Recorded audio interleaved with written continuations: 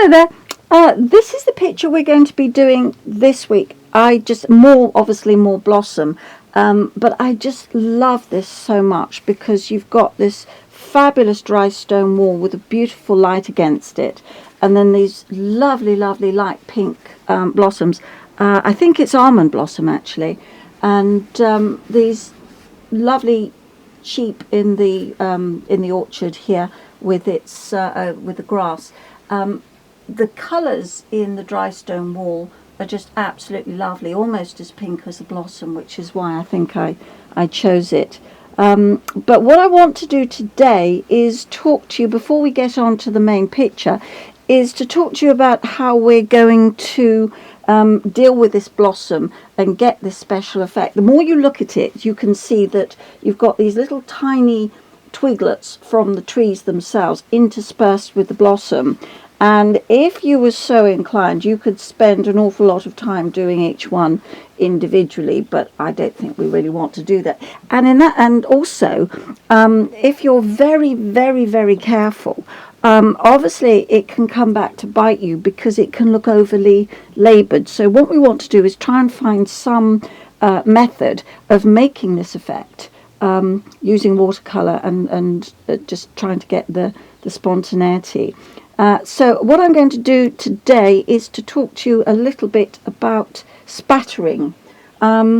We have done a bit of spattering in the past, so I'll just move that up there so I can refer to it.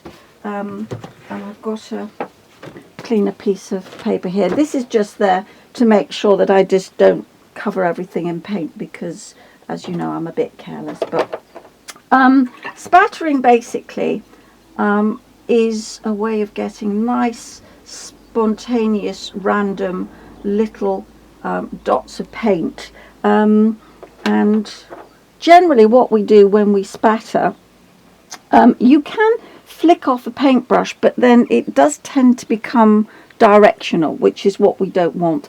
Sometimes with blossom you will find that there is a sort of direction, in which case it will work in your favour, but generally speaking we want to be a bit more random. And one of the best things to do is to take a brush, slightly smaller brush, slightly bigger brush, and you can decide what sort of spattering works better. You can see with quite loose paint onto dry paper we are literally just banging on the side of the brush. What you can do is swap over and use the bigger brush, and if you do it this way you have a slightly bigger, fatter spatter as such. It's difficult to say. This is all on dry paper. What we could do is try it with slightly damp paper. We never really want to say wet because wet is always going to be too wet. We want it slightly dampish. If you can't see the water, if it's clean, which is usually a good thing, if you just bend down to the side and catch the light, you can see that you've covered the paper. But we don't want it too wet, so you might want to wait a little while.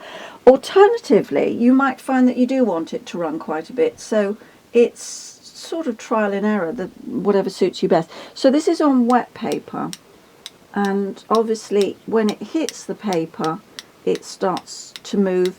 If it's on an angle like mine is, it'll probably move in a particular, move downwards. But it's a question, as always with watercolour, finding the special effect and see how it works for you. So that's spattering as such, but I don't think either of that is really what we want for our picture today. So what I want to do is introduce you to something that I call puddling. So if we just get a new piece of paper. Generally speaking, I would do this with just clear water, but I've managed to stain the water pink, which is quite useful because then you can see what I'm up to. So this is just water, no paint at all, because what we're doing is puddling water so we can add colour to it later on. So this would be just clear water, and I'm doing this spattering, but also what I want to do is get those puddles joined together. You don't want them too random. We want to connect them up. So quite a lot of water. So this will keep you busy for some time, trying all the different effects you can achieve with this.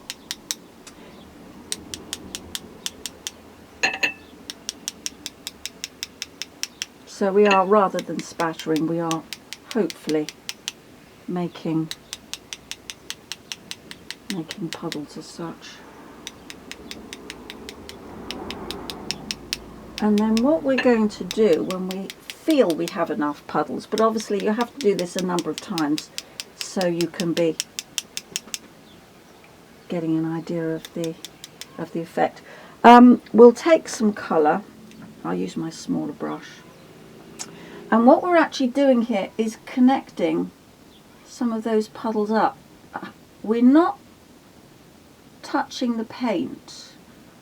What we're doing is just pulling them together, just catching them, sort of.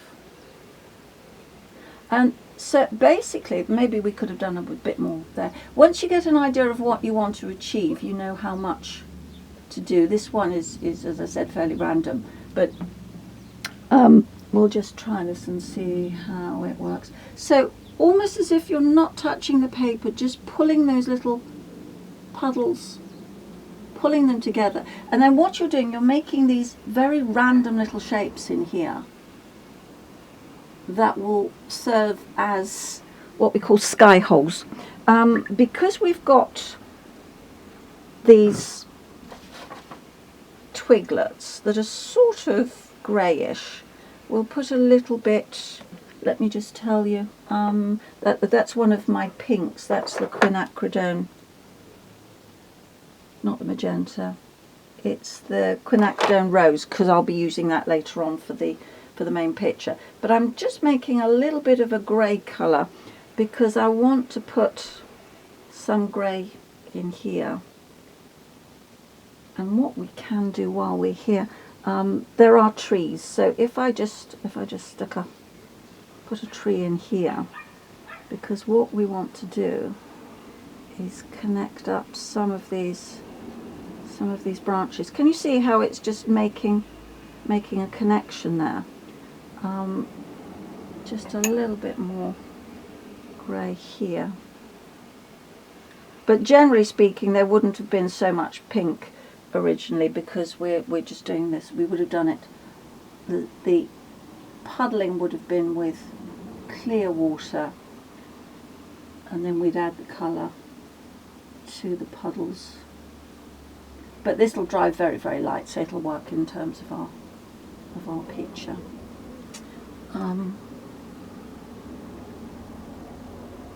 And then what I'm going to do is sort of connect it up a little bit. So I might add some more puddles, but you can see there's sort of random marks that I've made. This is just an ordinary glass dropper. I use these a lot because I love drawing with ink, and the ink, the actual glass of the dropper really sort of slides across the paper really quite beautifully, so I like the feel of it. But you could just as soon do this particular exercise with the end of a brush, which I'll show you in a minute. So what we're going to do now is, we don't need anything in it, we just wet it up. What we're doing is pulling some of these together, so you can see we're making the very fine little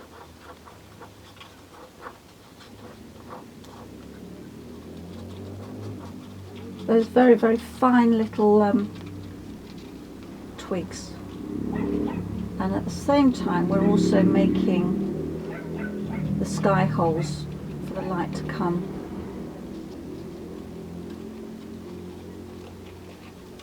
You getting the idea of it? It's rather nice. You can see, so for our picture that we're going to be working on, it would have been nice to have a lot more going on here. But just to show you the process, let me pull these out. So some join together, some stay as really nice, lovely, fine twigs, and it's a rather nice effect, isn't it? I love doing it. I could do it for hours. Let me show you some that I have. Yeah, leave it to dry actually, because you don't want it falling all over the place. This was I've used it a number of times in other pictures. This was effect it gave me here, going from dark to light. So I wanted all these little, that's better, these little tiny, just little pinpoints of light coming through. And if you draw them, if you paint them rather, directly, they can seem very laboured, but done like this, they give a nice random effect. This one, I'm still working on this, but you can see the random effect it's given me here and here. I don't know whether you can see up close there, but they're really nice random little marks of light, and I want to do more on top of here, so I'll work. I've already done it once with the lighter colours, but I'll do more dark over the top. And this is how it's worked for our picture that we're going to be doing this week. This isn't a finished one. This is just a sort of plan that I put together to see if it works as a lesson. Let me take that away. And you can see it's really quite a nice random effect there. I've been practicing some of the colours for the actual dry stone wall, and I'm really pleased with this here. I think that works really well. And you can see that these sort of broken lines here work really well. Maybe a bit more structure here would be better, but that was done with the puddling